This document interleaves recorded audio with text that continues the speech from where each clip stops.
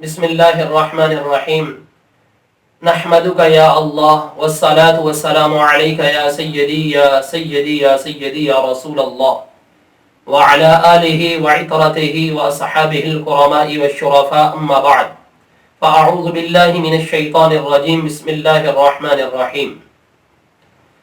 حضرت ابو ہریرہ رضی اللہ تعالی عنہ سے مروی ہے، یہ حدیث پاک مشکاۃ شریف میں کتاب الدعوات میں موجود ہے۔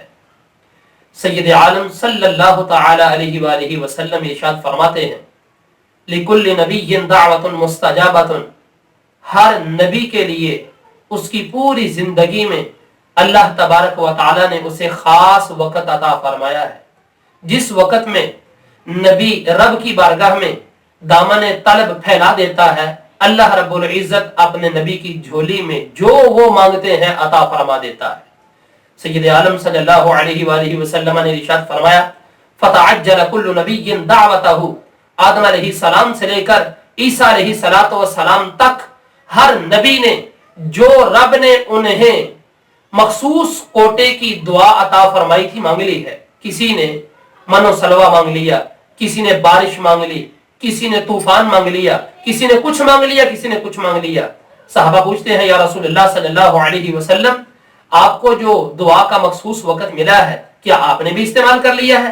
دیکھو میرے سرکار کا اس امت سے پیار کتنا ہے، اگر دنیا کے اس میدان میں ہے تب بھی رحمت کی جھڑی لگی ہوئی ہے، اور قیامت کے روز ہوں گے تو تب بھی میرے آقا علیہ السلام کی شفقتوں کی بارش ہونا شروع ہو جائے گی۔ میرے سرکار فرماتے ہیں صحابہ ان اختبأت دعوتی، دعا کا جو مخصوص وقت مجھے ملا ہے میں نے اس کو چھپا کے رکھ لیا ہے۔ صحابہ پوچھتے ہیں حضور کب مانگیں گے؟ میرے سرکار کی شفقت دیکھو، میرے سرکار فرماتے ہیں شفاعتن لامتی یوم القیامہ، قیامت کے روز اپنے امتیوں کی شفاعت کے واسطے مانگوں گا۔ کسی نے کیا خوب کہا ہے، گنہگاروں کا روز محشر شفیع خیر الانام ہوگا، دلہن شفاعت بنے گی، دولہا نبی علیہ السلام ہوگا۔ ادھر وہ گرتوں کو تھام لیں گے، ادھر وہ پیاسوں کو جام دیں گے، صراط و میزان حوض کوثر یہی وہ عالی مقام ہوگا۔ انا لہا کہہ کے وہ آسیوں کو لیں گے، آغوش مرحمت میں عزیز اکلوتا جیسے ماں کو نبی کو اپنا غلام ہوگا۔